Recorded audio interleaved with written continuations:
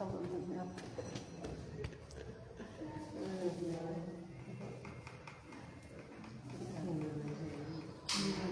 Tem um evangelho que diz? Se eu tiver, eu quero no celular. Se tiver, é mais fácil.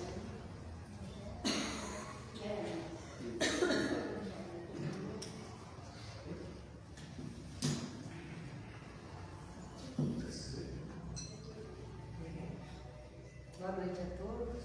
Boa noite. Que a paz do Mestre amado Jesus venha nos nossos corações, dos nossos irmãos encarnados, tanto quanto os nossos irmãos do outro plano da vida, que possamos aproveitar ao máximo esse momento da nossa reencarnação. A voz não está muito bem hoje não, mas Quer pôr o microfone? vocês acham que dá para ouvir ou quer o microfone? Está ouvindo aí? Ela não está ouvindo. Ela não está. Não está ouvindo? Não.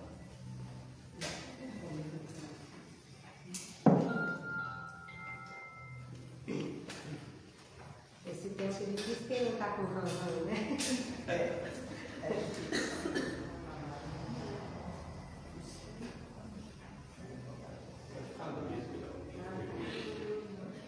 A gente vem trabalhar um pouquinho hoje da nossa obra mais importante que tem dentro da doutrina do Espírita, que é o Evangelho segundo o Espiritismo. Foi o primeiro livro da obra? Não, não é. O primeiro livro é o Livro dos Espíritos. A codificação ela começa pelo Livro dos Espíritos. Dentro do Livro dos Espíritos tem uma parte muito importante chamada Leis Morais. Está bem explicado as leis morais, mas não tanto quanto aqui. Porque aqui tem 27 capítulos falando somente das leis morais. Então, a religião espírita, ela não se preocupou com os milagres, não se preocupou com os milagres. Com a vida cotidiana da vida do Cristo, também não teve uma preocupação, né? Os 33 anos, como ele vivia, como era o dia a dia. Mas o importante ficou para nós. As predições também, sem importância, porque o que vai fazer a diferença na nossa vida é a moral. Seja quem for, nós precisamos acordar a nossa moralidade. Então veio o Espírito de verdade, que era o prometido por Jesus, que viria ficar conosco para sempre. Por que para sempre? Porque é os ensinos morais. E essas mensagens com os ensinos morais, ela veio, como se diz, dos 4 cantos do universo. E todas estão aqui. Quem segue, segue o caminho que Jesus nos ensinou. Consegue chegar até Deus. Né? E quem começa o Evangelho segundo o Espiritismo? O próprio Espírito de verdade. Que ele veio falar sobre o prefácio, o que é o ensinamento espírita para nós. Então, eu vou tentar ler, ou melhor, eu vou tentar falar, se eu esquecer alguma partezinha eu leio, tá? Então ele vai começar assim: os Espíritos do Senhor, que são as virtudes do céu, como um imenso exército que se movimenta, desde que dele recebeu a ordem, espalha-se sobre toda a superfície da terra, semelhante às estrelas cadentes, de iluminar os caminhos e abrir os olhos aos céus. Eu vos digo em verdade, os tempos são chegados em que todas as coisas devem ser restabelecidas em seu sentido verdadeiro, para dissipar as trevas, confundir os orgulhosos e glorificar os justos. As grandes vozes do céu ressoam como o som de trombeta, e os coros dos anjos se lhes associam. Nós vos convidamos, ó homens, ao divino concerto. Tomai em vossas mãos a lira, fazei uníssono nas vossas vozes, e que no hino sagrado se estendam e repercute de um extremo a outro do universo. Homens e irmãos a quem amamos, aqui estamos juntos de vós. Amai-vos também uns aos outros, e direis do fundo do vosso coração, em fazendo as vontades do Pai que está no céu. Senhor, Senhor, e podereis entrar no reino dos céus. O Espírito de verdade. Decorei porque eu faço o culto do Evangelho no lar todos os dias e eu começo com o prefácio. Aí a neta decorou, a família inteira decorou, né? E essa primeira parte, quando fala aqui, que ele começa, os Espíritos do Senhor, que são as virtudes do céu, como um exército, um imenso exército que se movimenta. Quem são esses Espíritos do Senhor? Será que nós somos Espíritos do Senhor? Será que a gente se acha na condição de Espíritos do Senhor? Será que a gente faz parte dessa pleiade de Espírito puro que se movimenta de um extremo a outro do universo, que está em todos os lugares, semelhante a uma estrela cadente que você vê caindo daqui e dali em todos os pontos? Então, para a gente saber se nós fazemos parte dessa pleiade de Espíritos do Senhor, a gente faz a seguinte pergunta para nós: será que a gente já não sente mais raiva, medo, angústia, inveja? Será que a gente compreende as pessoas? Porque para ser um Espírito do Senhor e trabalhar no universo todo, certamente eu preciso ser melhor do que a condição de invejoso, de ciumento, de medroso, né? Então dá para saber que nós ainda não somos os Espíritos do Senhor, escolhido para auxiliar todo o universo. Engraçado que aqui ele não fala o planeta Terra, né? Que vai auxiliar o planeta Terra. Não é somente o planeta Terra. É o universo todo. Está em todos os pontos. E quando o planeta necessita de maior amparo, os Espíritos do Senhor acolhem mais ainda. Um bebê não é mais acolhido pelos adultos do que os jovens, do que as crianças que não precisam mais segurar a mãozinha para caminhar. Então, os planetas inferiores, ele tem um auxílio grandioso desses exércitos do Senhor. Porque vocês já imaginaram o pensamento nosso da Terra, das pessoas da Terra? Será que a gente pensa assim o dia todo? Ai, Senhor, gratidão pelo dia de hoje, gratidão por o Senhor estar nos provando, gratidão por esse alimento, gratidão pela minha família, gratidão pelo meu lar. A gente faz isso o dia todo? Ou a gente reclama o dia todo? Reclama, não é? A insatisfação, ela chega em nós e a gente acolhe a insatisfação. Algo nos fez ficar triste, a gente abraça essa tristeza. Vem cá, tristeza. Aí eu fico pensando naquela pessoa que falou uma palavra para mim e eu não gostei. Eu me magoei com a palavra e aí eu vou ficar remoendo essa palavra. remoendo as coisas ruins que nos acontecem. Isso é sinônimo de planeta onde habita espíritos inferiores. E nós somos assim. A gente não vive numa eterna gratidão pelo que nos acontece. Se uma doença chega, é um ai-ai daqui, dali, de todo lado.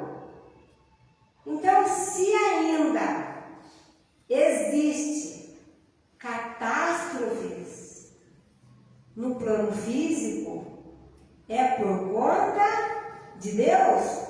É da vontade de Deus? Por que é? Por conta dos nossos pensamentos. Então, nunca quando acontece uma catástrofe, fala, é porque Deus quis. Não. Ele preferia que a gente não quisesse. Ele preferia que nós tivéssemos um autocontrole da maldade e não colocasse essa maldade toda num movimento amplo de acontecer aí um vendaval, as coisas ruins que têm acontecido. Ah, mas é assim? Mas não tem espíritos superiores cuidando de tudo? Não tem um exército aí que você leu aí que está cuidando de tudo? Aí vem a questão da pergunta do nosso amiguinho para a vovó. E o livre-arbítrio? É nosso e tem a permissão divina. Então, gente, nós temos que ter autocontrole. Um pássaro pode vir pousar na nossa mente, mas cabe a nós deixar que ele faça um ninho ou não, certo?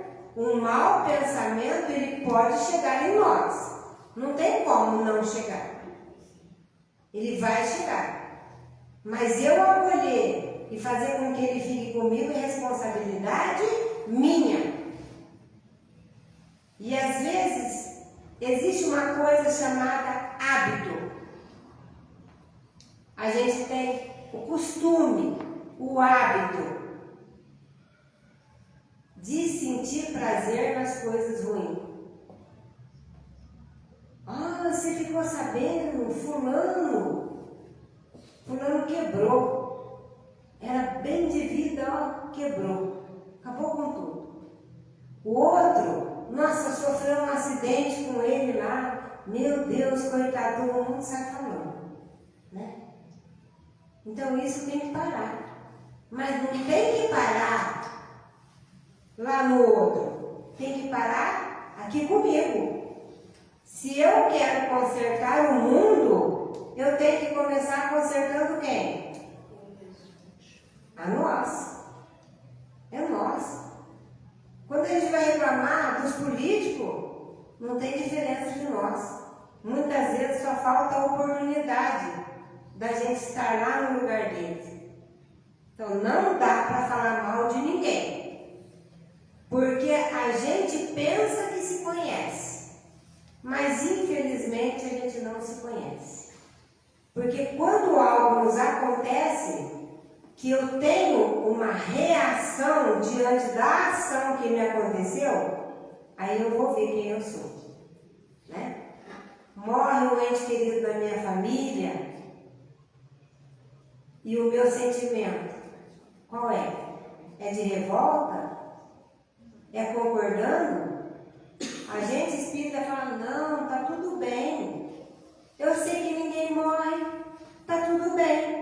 Então vamos sentir, para ver se tá tudo bem. Enquanto a gente não passar pela ação, eu não sei qual vai ser a minha reação. Agora, esses espíritos puros, eles têm um diferencial da gente. E esse diferencial deles é grandioso, porque a gente se assemelha com os animais, certo? Porque os animais amam a prole dele. Chega perto de uma cachorrinha quando ela está com os filhotinhos. Chega perto de uma vaca com um bezerrinho novo. Eles morrem pela cria. Morrem. Correto? Nós, seres humanos, morremos pela família. Correto? Tudo pela família. E esses exércitos do Senhor? Como que ele vê? Quem que é a família deles? Todos. É o universo. Por que é o universo? Porque ele sabe que tudo é uma unicidade. E está lá em Coríntios, tá? O apóstolo Paulo em Coríntios ele explica. É como se fosse o corpo e os seus membros. Tem uma parte do nosso corpo mais importante que a outra? Não. Todas são importantes, com igualdade. E se eu apertar o meu dedinho aqui, tem alguma parte do meu corpo que não vai sentir? Meu corpo todo sente. Então, quando eu estou aqui no planeta Terra e a coisa está assim difícil de melhorar, a repercussão é no universo. Mas Deus é tão bom, né? Por que Deus é bom? Porque Ele usa pra gente o tempo. Ele dá um tempo grandioso para nós. Repercute em tudo? Sim. Mas Ele dá um tempo grandioso e espera no Senhor. Espera. Porque Ele sabe o que Ele criou. E Ele sabe que nós somos parte do todo. Nós somos parte da criação divina. Quando a gente pensa assim, nós somos Deus. Eu faço parte do corpo de Deus. Não é. Isso não é correto. No Livro dos Espíritos fala que isso é uma mentalidade panteísta. Nós não fazemos parte do corpo de Deus, não. Está no Livro dos Espíritos. Mas é como se nós fôssemos um quadro e soubéssemos quem fez aquele quadro. Foi o artista tal. Então nós somos obra do Criador. E se Deus é perfeito, a obra dele ele fez perfeito. Correto? E se a obra tem o pincelzinho lá do artista, ela tem uma perfeição tão grandiosa. E no universo, tudo se encadeia ao dedo do Altíssimo. Tudo é perfeito. Ah, mas fulano lá fez um ato horroroso. Tudo bem. Ele vai se acertar com o tempo. Porque o mal não é criação de Deus. Mas Deus não criou tudo? Como que o mal não é criação de Deus? O mal é o distanciamento de Deus. Quando a gente se distancia de Deus, eis aí o mal. Né? Mas vai ter alguém que não vai voltar para Deus? Não. Todos vamos voltar para o Senhor. Todos, porque Ele não quer nenhuma das suas ovelhas desgarradas. E quem que era dado em sacrifício para os deuses, que está lá no Velho Testamento? Quem? Essas ovelhas? Os animais? Presta atenção, gente. Os animais eram dados em sacrifício para os deuses. E era necessário? Sim, está lá no Velho Testamento. É necessário. Qual que é a nossa parte animal? Nós não somos seres animais? Racionais? E a nossa parte animal não é a nossa parte física? O que ela tem que ser feita? Ser doada em sacrifício para Deus. O que significa isso? Temos que sacrificar o nosso corpo para Deus. É esse o significado do Velho Testamento. E não é maravilhoso? Ah, mas ninguém quer. Alguém quer? Não. Deus vai forçar? Deus vai forçar? Ele põe fardos pesados em ombros fracos? Sim ou não? Não. Não coloca. Mas ele é tão bondoso, tão maravilhoso, que quando a gente já não está satisfeita com a nossa animalidade, com a nossa materialidade, que as alegrias do corpo físico já não nos satisfaz mais, a gente vai entrar na parte principal que fala o Velho Testamento. Que a gente vai entrar no deserto. Como que é o deserto? É gostoso? Não. Falta tudo, não falta, gente? E é aí que a gente se vê, as coisas físicas já não têm tanta graça. A gente vive no mundo querendo estar com Deus. A gente vive no mundo, mas percebe que a felicidade no mundo é muito passageira. E isso não me satisfaz, que eu quero uma felicidade plena para mim. Uma felicidade de todos os dias. Eu quero ver todo mundo feliz. Então a gente vai entrar num deserto. Quando a gente entra nesse deserto da insatisfação física, o que eu vou procurar? Um oásis, a terra prometida.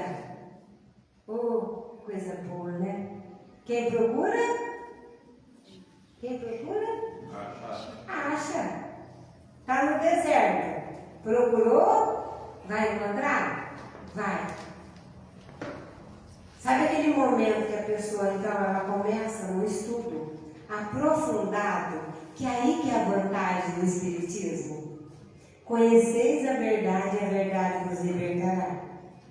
Você está lá, sozinha na tua casa, está tendo a festa mais linda, maravilhosa na Praça de Palestina, e você está na sua casa, e você está satisfeita em estar na sua casa. Porque a festa mundana não te satisfaz. É errado as pessoas estarem na festa? Claro que não. Cada um está numa condição. Mas a pessoa que já consegue estar realizada simplesmente com ela, sem necessidade do outro, é porque ela já está encontrando a terra prometida dela. Porque essas pessoas que nos fazem felizes, que a gente gosta de estar junto, vai ficar com a gente? Até quando? Não sabemos. Tem gente que gosta de estar no meio da multidão. Para mim estar bem, eu tenho que estar no meio da multidão. Para mim estar bem, eu tenho que estar assistindo um filme. Para mim estar bem, eu tenho que estar ouvindo uma música alta. Isso significa necessidade física. Para mim estar bem, eu preciso estar com o Pai. Não é? Eu preciso sentir aquela felicidade grandiosa Porque a hora que chegar o deserto forçado, onde eu vou encontrar minha paz se eu não busquei? Qual que é o deserto forçado? Vamos pensar? Que a gente larga o corpo físico aqui e a gente vai para o plano espiritual. E o Pai fala assim: aonde estiver o tesouro do seu coração, aí você estará. O que significa? Tudo aquilo que eu cultivei do meu plano físico, o que eu gostei, o que satisfez o meu coração, é aonde eu vou me encontrar nesse deserto forçado, que é a nossa passagem para o outro plano da vida. Correto? Aí quando eu chego do outro plano da vida, será que eu vou conseguir perceber o auxílio que o Pai Celestial está me mandando, está me enviando? Porque Ele envia para todos os filhos dele. Tá? Para todos os filhos que partem para o outro plano da vida, vem o auxílio. Mas todo mundo vai conseguir perceber? Não. Está lá. Às vezes a família espiritual todinha, em volta, acolhendo, abraçando.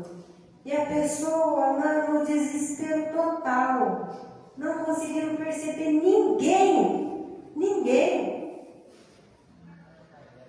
E aí? E aí vai vir a auto-reflexão, né? Aí a pessoa vai ser forçada a buscar dentro dela aquilo que ela não buscou a vida toda. Correto? Então, continuando aqui. Nossa, a hora passa, né? Eu vos digo em verdade que são chegados tempos em que todas as coisas hão de ser estabelecidas em seu verdadeiro sentido, para dissipar as trevas, confundir os orgulhosos e glorificar os justos. Olha só, confundir os orgulhosos, sim. Nós somos orgulhosos. Nós somos orgulhosos. Porque a gente entra em confusão. Gente, mas eu estou vendo uma situação assim. Isso é certo ou isso é errado? Está em confusão? Tá. A verdade vem para confundir os orgulhosos. E às vezes nós fazemos parte dessa situação. A gente não sabe se está certo ou se está errado. Mas ela vem para dissipar todas as trevas. Tudo. E é esse momento que nós estamos vivendo, né? A parte de uma dimensão nova, que é assim. Vamos pensar. Tem lá um porão numa casa, que você vai colocando tudo naquele porão. Ah, isso eu não vou usar hoje, mas um dia eu vou usar isso. Eu coloco lá no porão. Aí tem uma outra coisa, eu posso precisar disso um dia. Coloco no porão.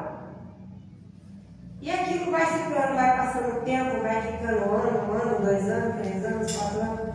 De repente, eu lembro de alguma coisa que eu preciso daquele porão. Aí eu pego uma vela, vou lá, procuro, sei mais ou menos onde está cada coisa, e acho que eu preciso, tiro, tudo bem.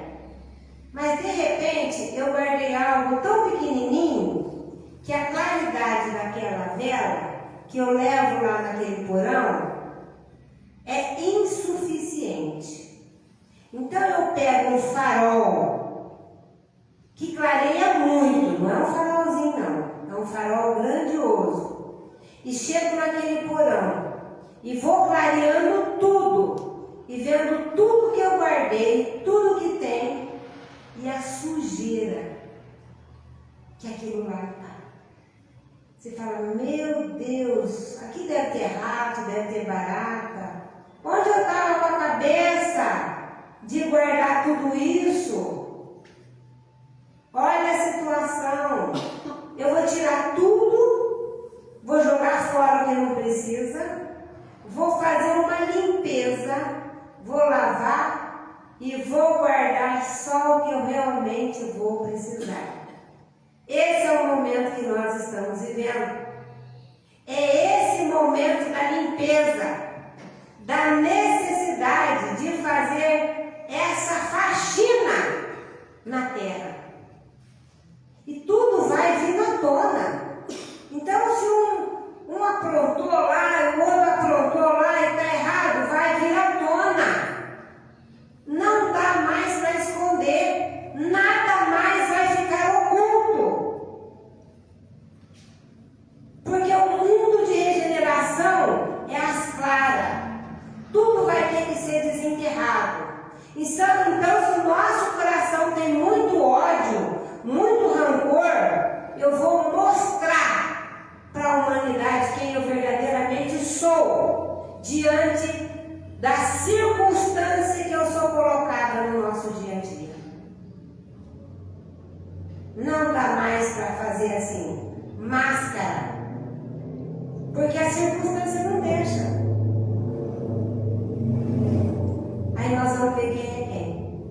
Quem vai permanecer no plano de regeneração e quem vai sair dele. E mais, muitos que já acham apto ao plano de regeneração, pode cair ainda lá na frente. Tá? Pode cair ainda lá na frente. Porque os testes vão ficar permanentemente conosco. Não é assim de um dia para o outro. Não é assim, nesses 5 anos tudo vai acontecer. Não, a coisa já vem acontecendo há muito tempo. E a gente não estava percebendo. Nós estamos chegando no final, né? E o mal está se afogando. Então, quando o mal está se afogando, quando uma pessoa está se afogando, o que ela faz? Ela se debate muito, não se debate? E o mal está se debatendo muito.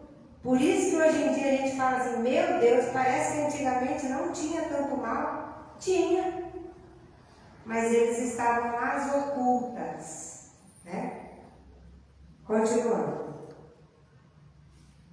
As grandes vozes do céu ressoam com o som de trombeta, e os cânticos dos anjos se lhes associam. Nós os convidamos, ó homens, ao divino concerto, tomai voz da lira, fazei uníssono nas vossas vozes, para que a gente no hino sagrado se estenda e repercute de um extremo a outro do universo.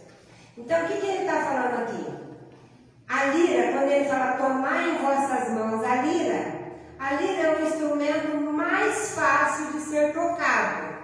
Então, uma orquestra, ela tem que estar todos no mesmo ritmo, não é? Então, o pai está falando, entra meu filho, entra no ritmo de Cristo, entra no ritmo de Deus, porque eu não quero que você sofra, eu quero que vocês fiquem muito bem. Faça a sua parte. Tomar em vossas mãos a lira, é isso. Faça a sua parte. Porque aí sim nós vamos entrar no hino sagrado.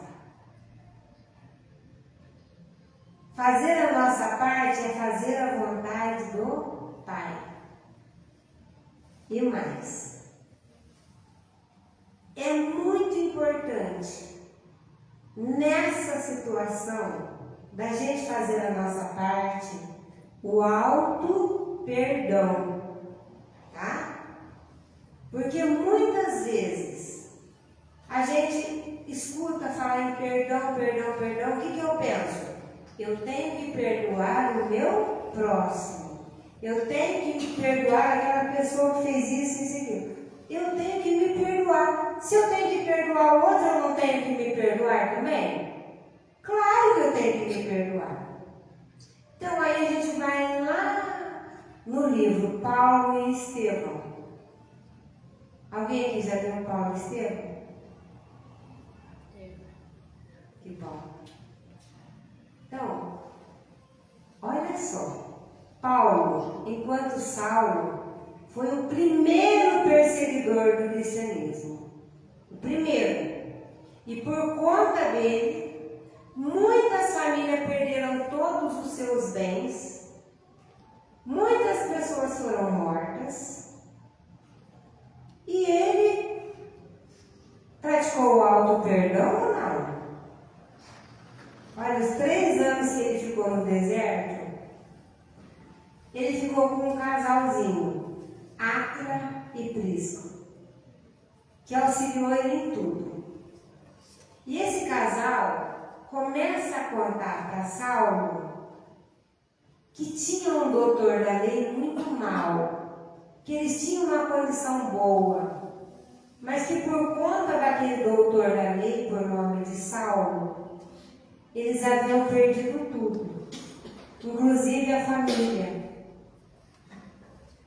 Aí Saulo, numa dessa, vai murchando, né? Sou eu, meu Deus, vocês 2 perderam a família, vocês 2 perderam todos os bens, sou eu. E ele passa um dia e ele fica em reflexão. No outro dia ele fala, vocês me perdoam? Eu sou o Saulo. Eu não queria que isso tudo acontecesse, porque eu não pedi para que ninguém saqueasse ninguém. As pessoas me interpretou mal. Eu sim, fui contra o cristianismo desde a primeira hora. Mas eu estava equivocado. Vocês me perdoam? E ele ficou bem? Claro, eles perdoaram ele. Mas ele se auto-perdoou. Porque ele sabia que ele não poderia ficar chorando pelo leite derramado. Que ele tinha um dia, que é o presente de Deus. E cada dia é uma oportunidade de um novo recomeço. E ele aproveitou cada dia, cada momento da vida dele, depois que ele foi o convertido de Damasco. E tem uma situação muito bonita, porque mesmo ele já convertido, ele chega na casa do caminho, que olha, a gente estava comentando, foi a primeira igreja, né? A casa do caminho. E a casa do caminho como era? Tinha mais de 100 pessoas em que eles alimentavam o corpo físico e o espírito. Crianças, viúvas, idosos que não tinham para onde ir. Hoje é igualzinho, né? As igrejas, tudo assim, né? Tão perfeito, né? Acolhe todas as igrejas, mais de 100 pessoas dentro da igreja, né? É isso que nós precisamos. É esse exemplo que nós temos que trazer para nós hoje. É o acolhimento, é a empatia, é acima de tudo o amor recíproco, não só pela família física, mas pela grande família espiritual. E Paulo, quando ele retorna pela segunda ou terceira vez na casa do caminho, e quem tomava conta da casa do caminho era Pedro e Tiago. E Paulo fala assim, Pedro, eu venho te falar uma coisa. Tiago está errado. Porque Tiago, ele está vivendo ainda a lei de Moisés. Porque ele exige que as pessoas sejam circuncidadas. Que haja o corte da circuncisão. Como a lei mosaica exigia. E isso é uma parte física.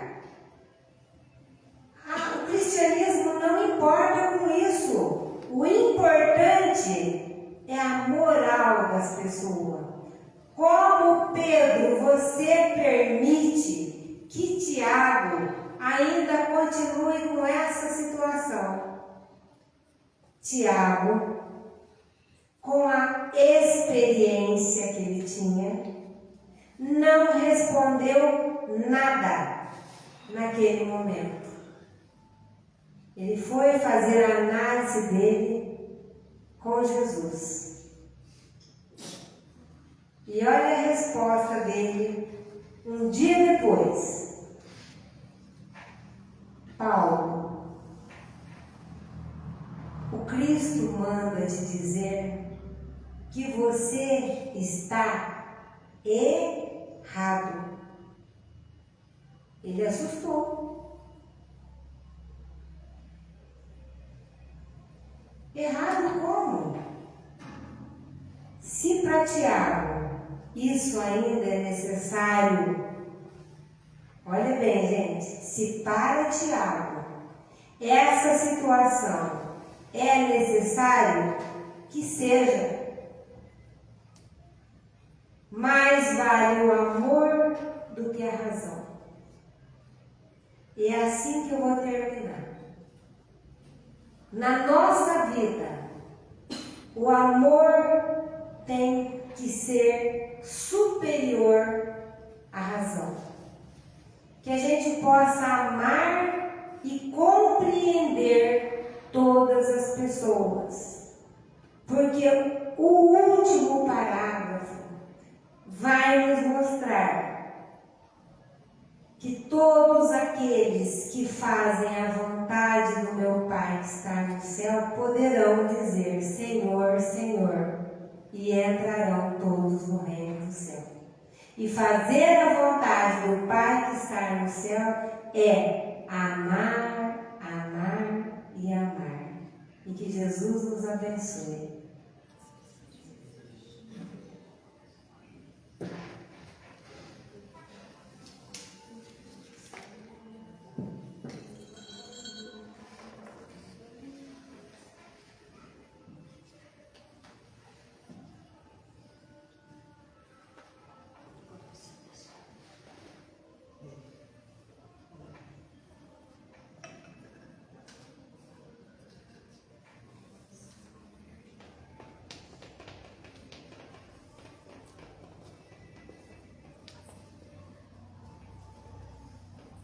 Obrigado. Esmeralda, mais uma vez aqui, palestrando conosco. É sempre uma alegria receber ela, que é uma companheira de luta, de ideal espírita da cidade de Mirassolândia. Está sempre aí, colaborando conosco. Falou bastante coisa para todos nós, né? Especialmente de Paulo. O que ela falou, Paulo nos dá sempre esse exemplo das nossas quedas, né?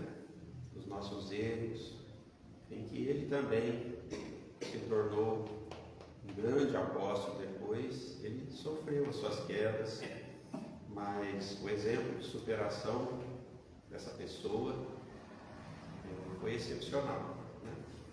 Ele passou por esse momento aí de reflexão, de auto-perdão, que ela falou, esses 3 anos que ele ficou no deserto, esquecendo, e aí então ele se superou e colocou todo o amor dele como sendo o vaso escolhido do nosso Senhor.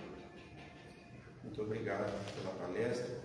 Nós vamos fazer a oração, os passes, depois tem um chá lá no fundo para todos nós.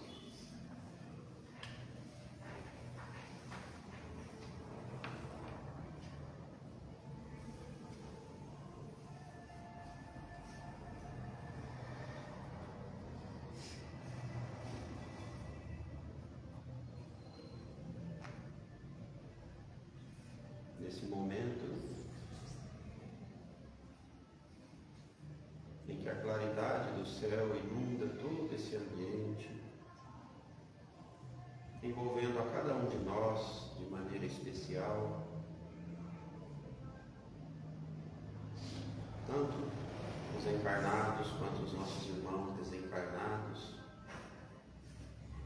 essa energia de amor atuando sobre nós, curando as nossas deficiências físicas, as nossas deficiências espirituais, enchendo todos nós de coragem, de ânimo, para as lutas em que cada um enfrenta no dia a dia da sua caminhada. Que a energia de Jesus, da nossa Mãe Santíssima, que nos envolve nesse instante, possa também envolver aqueles nossos irmãos que estão doentes, onde muitos deles passam nesse instante por grandes provações. Que o manto da nossa Mãe Santíssima possa envolver a cada um deles, transmitindo as energias de que esses irmãos tanto necessitam para se equilibrar física e espiritualmente. E que a presença da mão amiga de Jesus, amparando e sustentando cada um deles, enchendo o coração deles de fé e de esperança de que dias melhores virão. Que a paz e o amor do nosso Senhor esteja sempre conosco, nos amparando e nos protegendo, hoje, agora e sempre. Que assim seja.